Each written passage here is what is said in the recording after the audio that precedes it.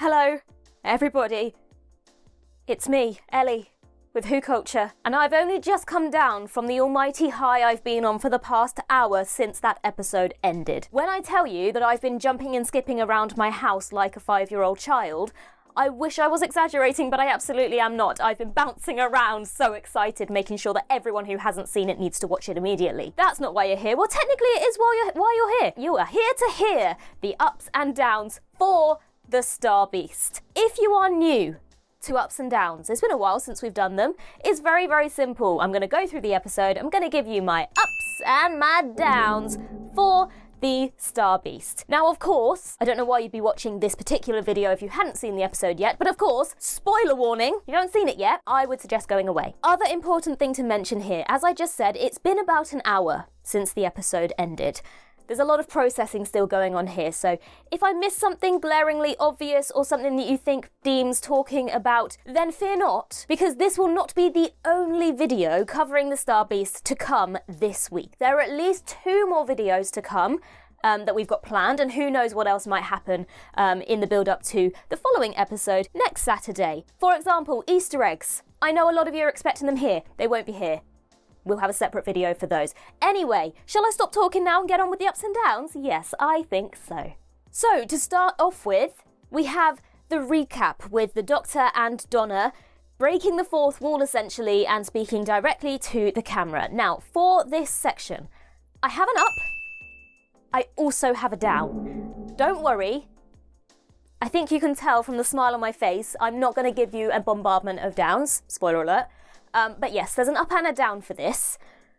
Up, it's brilliant to have a recap of the important parts of the Doctor and Donna's journey. As I've mentioned before, there may be some new viewers coming in at the Star Beast, and so for them, obviously this whole situation relies on you knowing what happened in the past, and so it's good to have just a bit of a reminder there. However, I feel like this particular section could have been done not as the opening for the episode. It could have been released as a trailer. It could have been released on social media and YouTube. I just feel like as the opening for the episode, it actually probably would have worked better if we'd started directly from the scene following the title sequence. Don't get me wrong, I loved having the recap and I think it was great. Maybe if it had just been slightly shorter, slightly unnecessary, but also cool. And then we obviously go straight in to the new opening title sequence. Take an up. I loved it. I loved the colours, the music. It gave me kind of... There are a few moments actually in this episode that gave me very big Marvel vibes. It kind of made me think of... Is it in Guardians of the Galaxy where they like jump to the different... It's not even the multiverses, it's just they jump to things, and that's what it made me think of. Next up, we're still in the title sequence. We have credit for Pat Mills and Dave Gibbons, who were the creators of the original Star Beast story in the comic strip. So I really liked here that it was written by Russell T Davies, but it was based on... I said Davies! Written by Russell T Davies, but the story was by Pat Mills and Dave Gibbons. Great. Good for acknowledging. And then we have the Doctor arriving in Camden, and he was so happy. It was so great to see him just like bouncy, so skippy, just taking in life, like I've got my favourite face back, it's all hunky-dory. Oh look, there's a damsel in distress. Uh-oh, it's Donna. I tell you what, right, straight away we have the banter of the Doctor and Donna, almost instantly. You know, he goes, let me help you. Oh, you're Donna, let me put that back. And she's like, oi! Right, my next up has to be the moment where she calls Rose. It's, Rose? What? Rose? What? Rose? What? And honestly, I feel like we should have a drinking game. They said what so many times just in this section, but the whole episode, the word what was used so many times that, I mean, I feel like we'd be slightly staggering by the end of the episode if we did do that. But just that banter, the realization in the Doctor, like, hang on a minute, do you remember? Why are you using that name? Just that whole sequence, brilliant.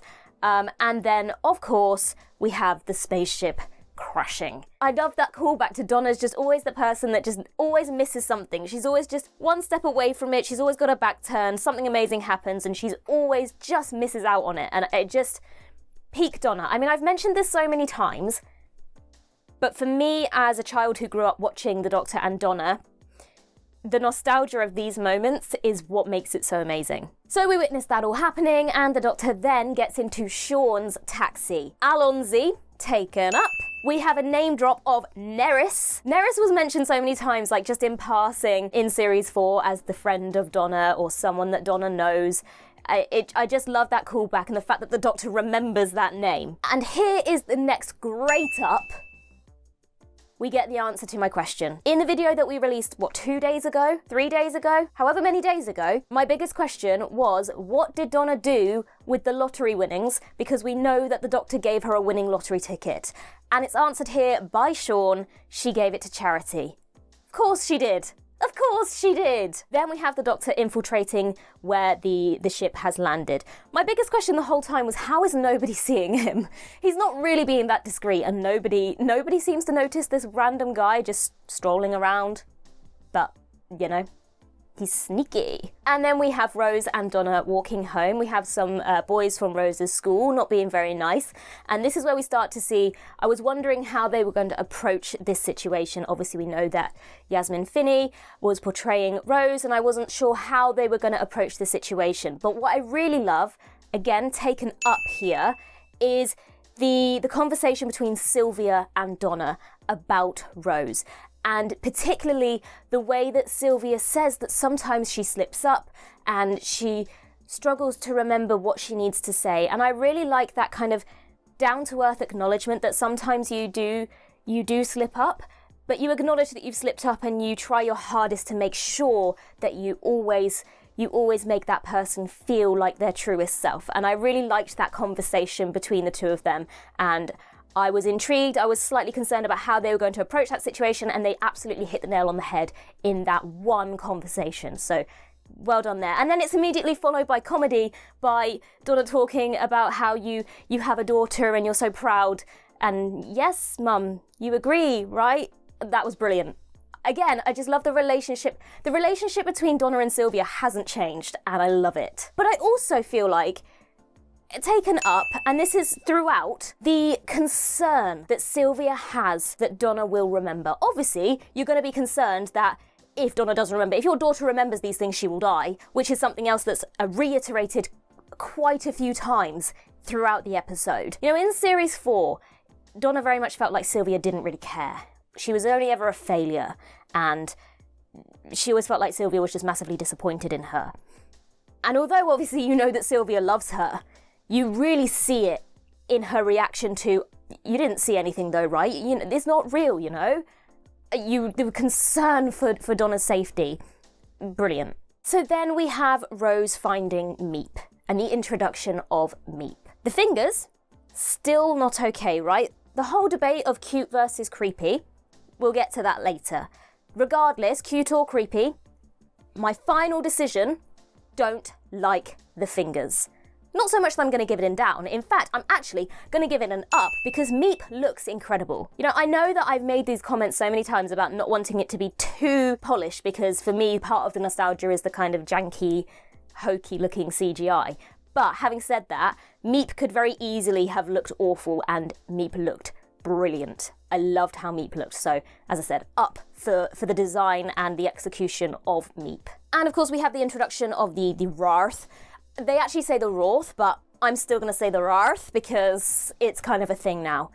I love their voices. I love that they have these kind of really posh voices, like the contrast between Meep and the Rarth, and how you immediately looking at them assume that the Rarth are the baddies, but then the contrast of them having this really kind of posh and polite voice. I really enjoyed that. I'm going to give my next down. This could be up for a massive debate because actually just myself and Danny have conflicting views on this, but personally I don't like the supersonic abilities all of a sudden. Drawing a screen which looks very Marvel-esque, you know, like or Star Trek-esque, you know, the kind of semi-see-through screen out of nowhere that you can touch and is like a projection. I just feel like that goes just beyond the capabilities of the sonic screwdriver. I know that technically the sonic screwdriver is capable of doing anything. I don't know, I just feel like to me it was just a bit too far, but that's just my opinion. I can appreciate that we need to move forward with the sonic and sometimes we need this plot device, but personally don't come for me. It was just a stretch too far for the capabilities of the Sonic, in my view. But then we were introduced to Shirley Ann Bingham. I may have got some orders mixed up slightly here, but we were introduced to Shirley Ann Bingham, who basically has the Doctor's old job, which is pretty cool. I was very, very intrigued and excited to see Ruth Madeley in Doctor Who. She was brilliant in Years and Years, and so I was very excited to see her here. And she's great, she's wonderful. So I'm going to skip to a little bit later, but it's relevant to this situation. So taken up for weaponised wheelchair. Absolutely brilliant. Then we go to the scene that we had previously seen released a couple of days ago, where Donna finds Meep in the shed. Still not a fan of the whole eye-poking situation, but, you know, not to a point where it's a down or anything, but just not a fan of the whole eye-poking situation. Sylvia can hear the Doctor calling through the front door, and she's like, "You!" And that whole conversation through the glass, and her saying, "No, you said she can't ever see you." And he's like, "No, technically she just can't remember me, but let me help, please." And he's looking through the letterbox, and eventually he does get into the house. That whole situation, it was pure chaos, but in the best way possible. Taken up, especially when Sean just comes in amongst all of this madness. Everyone stops and looks at him, and he just goes, "Something smells nice." Sylvia goes, "Tuna madras."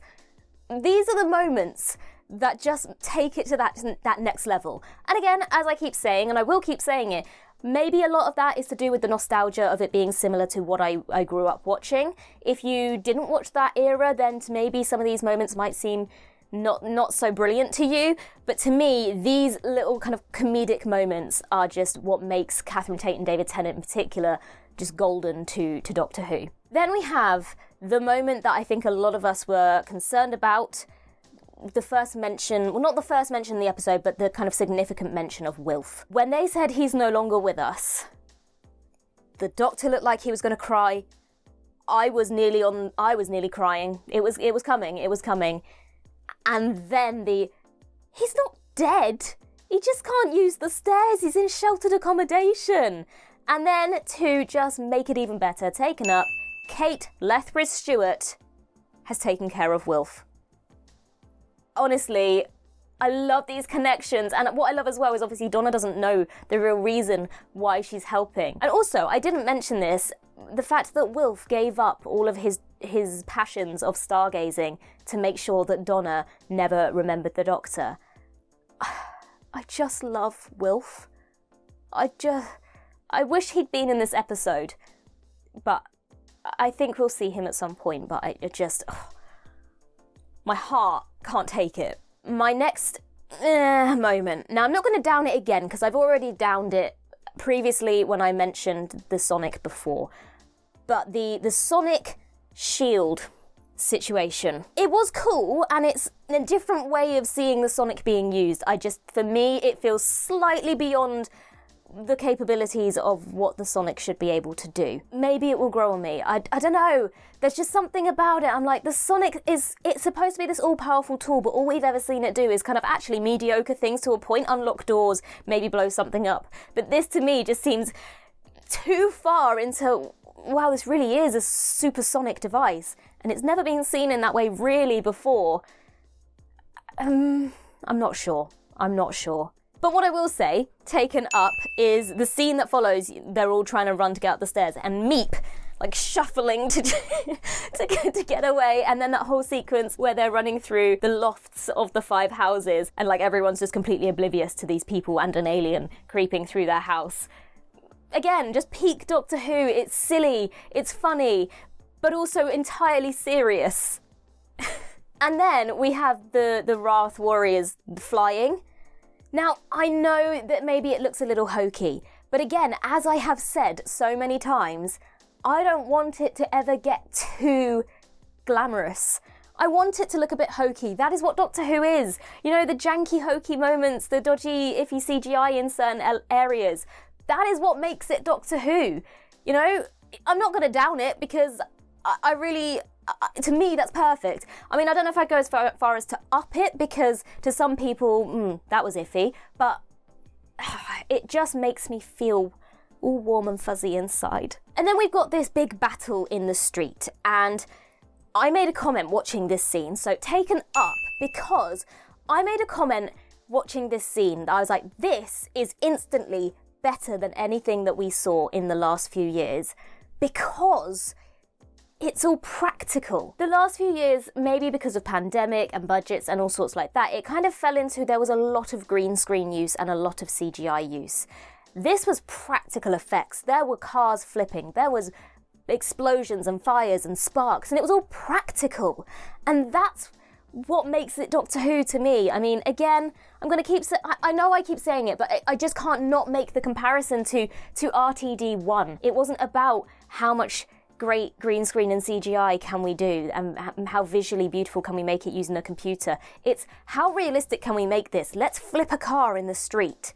That is perfect. Keep doing that. We don't need, I mean, and obviously, you know, the VFX are great. You know, look at Meep. Meep looked wonderful. In small doses and with great attention to detail, it's wonderful. I don't think for a second that ship was real. They don't really have a ship there. But in small doses, it's great when you then pack it in with all of those practical effects as well. Yes. Then we have the Doctor driving into this kind of parking garage. I did make a comment of like, could he not have at least had the decency to park in a space instead of just abandoning the car in the middle of the road? But, you know, he doesn't drive very often, so we'll let him off. And we have this whole courtroom situation.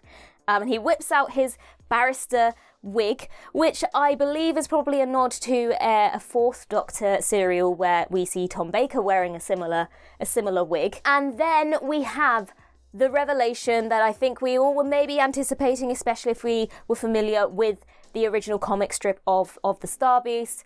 Meep goes evil. Meep goes evil and goes from kind of cute Puss in Boots doing the little massive eyes to full-on Gollum/Gremlin. And there is where we say Meep is not cute, Meep is creepy. I will say as well, taken up, because when I first heard about Miriam Margolyes being cast and then from what we'd seen of Meep, I was a little bit like, is this it? Because Meep barely says anything. It's just Meep, Meep. Meep, Meep, don't hurt me. Meep, Meep. And I was like, is this what Miriam Margolyes spent time doing? I feel like that's wasted. But then we realise Meep is bad and Meep actually has supervillain monologues. Now I understand why we have Miriam Margolyes. So then we have our little gang, our noble clan and the Doctor in the back of the unit truck. They've been kidnapped by or been captured by the possessed unit soldiers. And Donna starts to talk about why she gave away the lottery money. And she says that she gave it to charity to help people who were living in fear and pain. And she says it seems like the sort of thing he would do. And everyone kind of stops. Taken up because my heart was... She remembers. Does she remember? Who's he? Seems like the sort of thing he would do. And I feel like everyone else in the whole back of that truck thought the same thing. And then all of a sudden, slam on the brakes, David Tennant whacks his head on the back of the truck. Brilliant. This is what I mean. It builds you up and then pulls it away. And that's what it kept doing. Building you up, ripping it away, and until it built really, really high. And that was great. And then we have Meep doing the supervillain revealing of the plan. I'm evil. Let's do bad things. And we had those possessed soldiers chanting, "Hail to the Meep, hail to the Most High." I don't know about anyone else, but I kind of struggled to work out what it was they were saying, because I don't watch it with subtitles. I had to go and check the subtitles afterwards. I got the hail to the Meep part, but the hail to the... And then I was like, what are they saying? To the Most High. So if anyone was wondering, that's what they were saying. Okay, and then Shirley comes to save the day and she says, "Come on, follow me, I'll save you." And Donna decides to leave them behind and go and help the Doctor. And she calls him the Doctor. Sylvia notes it, taken up. We've got another hint dropped there. Another little, she does remember what's going to happen, oh my goodness. And she goes to help the Doctor inside the ship. Gonna take a little detour here. Little detour, have another up. We were having a conversation earlier about how so much of the trailer footage that we have seen, now that we've seen this first episode, so much of the trailer content was from this episode.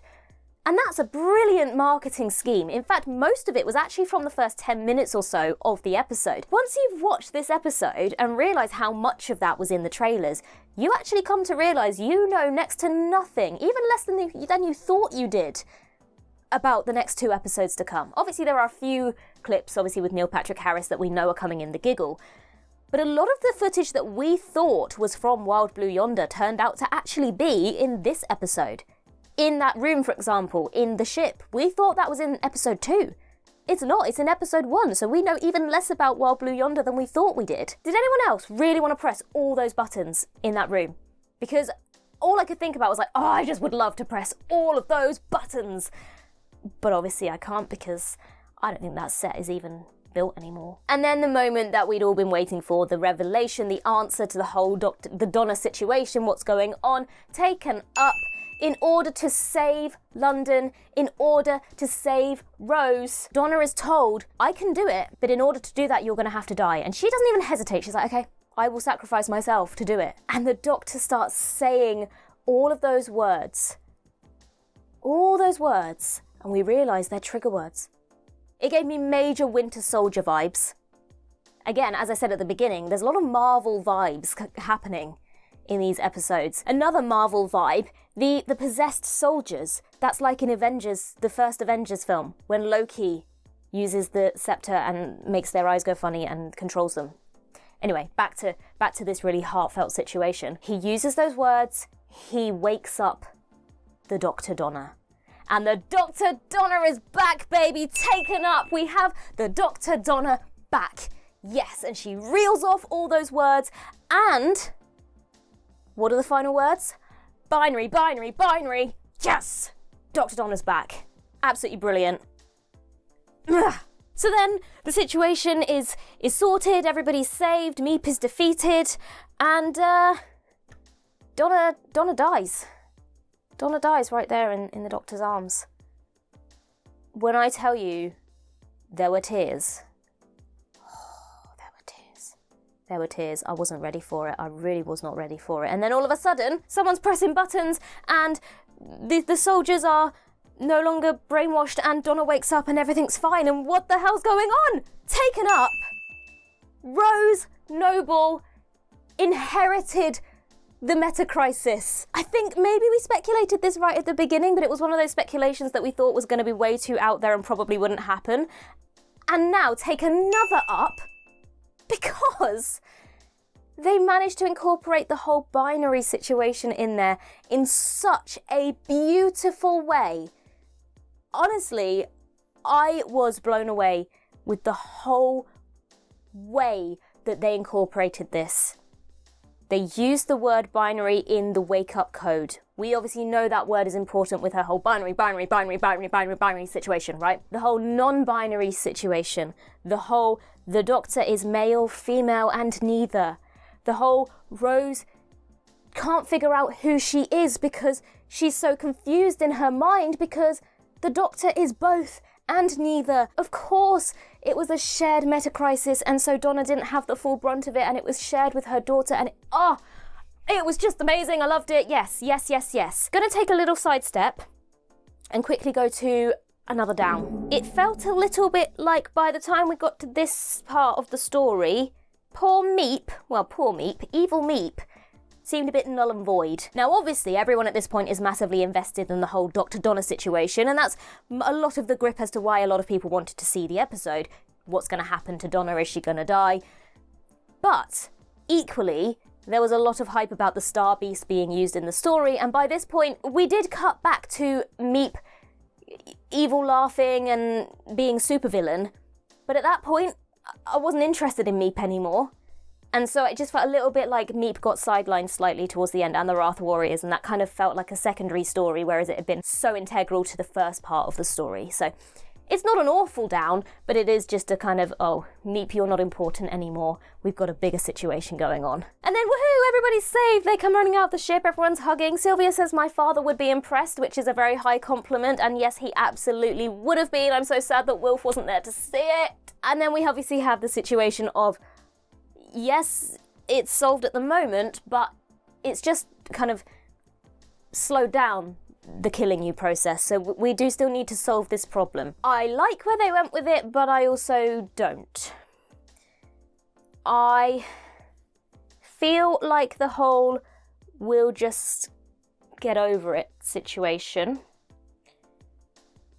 it felt a bit easy. I get where they were going with it, but it just felt a little bit like we'd had this whole build-up and it was such a big question of what are we going to do, and then you had this payoff where, oh wow, it was split between her and Rose, and are we going to have like this whole storyline where we're going to have Rose and Donna and Metacrisis, Dr. Donna, Dr. Rose? Oh no, we'll just let go of it. I don't know, it felt a little bit anticlimactic. It wasn't, and let me just add, can we, throughout the whole thing, give an up to Murray Gold? Murray Gold is back, baby! But I might also give it a down for just it seemed a little bit too easy. So then we're all happy families walking away, and there's the TARDIS. And we have that great interaction of Donna, one more trip? No, I've got things to do here. I need to look after Rose. Rose is like, can I come in? And they're like, no, absolutely not, because something will go wrong. Absolutely not. We know how this goes. I love that whole interaction. Take an up. I genuinely sat there going, yeah, go see Wolf, do it. Go and see Wolf. Oh my God, it would make his life to see that you are happy again, that you remember that all the things that he was remembering for you are finally out in the open and everything makes sense. Do it. And they went in the TARDIS to do it. They went in the TARDIS to do it, and now let's go for another big fat whopping up. The TARDIS looks amazing. Oh my goodness. That, I think it might be one of my favourite TARDIS designs we've had ever. That's a bold statement. I love it. I love all the lights. I love the stairs. The stairs were one of my favourite parts of Matt Smith's first TARDIS. So the stairs here, yes, I love the stairs. And I love Donna's comments, it's cleaner. It's bigger. Brilliant. And it's got a coffee machine. Taken up! I love that whole, I lost my job because I spilled coffee on a computer. And of course, what happens? She spills coffee on the TARDIS and it starts blowing up. What is it about David Tennant's doctors and blowing up TARDISes? If that's all we see of that TARDIS interior, I'm actually going to be a bit sad because I really love it. So please, would they spend that much money on a TARDIS set just to have it for the last 2 minutes of an episode and then never see it again? I'm going to hope no, because I really want to see that interior again. But obviously that whole situation was just absolutely brilliant. And the whole conversation of, you can have friends. You can go off and do your things, but just because I'm not coming with you, it doesn't mean you can't pop back and have a cup of tea. And I really love that grounding. And I really love the journey and the growth of Donna. Let's have that as my final up. God knows what the up count is here. That, to me, shows the growth of Donna. She was offered the chance to go. She instantly said, no, I'm staying with Rose. I'm staying with my daughter. Even when she then does go to see her granddad, she says to him, to the doctor, you don't have to be alone. You can come back and see us whenever you want. Have some friends, have some mates. And it's brilliant. And that whole, them jumping around and just being all giddy inside the TARDIS, I would say I have no words, but I've just spoken to you for a very long time, so I clearly do have words. What I am going to say, and please don't take this as a complete disregard of what's come before, but as I said, I grew up watching RTD1. Particularly remember David Tennant and Catherine Tate. So when I say Doctor Who is back, baby, I don't mean that in a disregarding sense of what's come before. But to me, my childhood has just been reignited in an hour. And I am so excited for next week. Please, please, please keep me in your thoughts and try and be kind and not tag me in things immediately. As soon as that episode finished, my phone went crazy. And as much as I love that you all want to talk to me about how you felt about the episode, you want to know my thoughts, I have told you that next week I will not be able to watch the episode until either late that night or until Sunday. So for the love of my sanity and my heart, please don't spoil it for me. But as I said at the beginning, this is not the only video that we will have coming out this week covering this episode. So please keep your eyes peeled, come back to the channel and we'll have discussions, we'll have Easter eggs, and stay tuned for another 2 weeks of breakdowns and ups and downs for the 60th anniversary specials. I've been Ellie with WhoCulture, and in the words of River Song herself, goodbye, sweeties.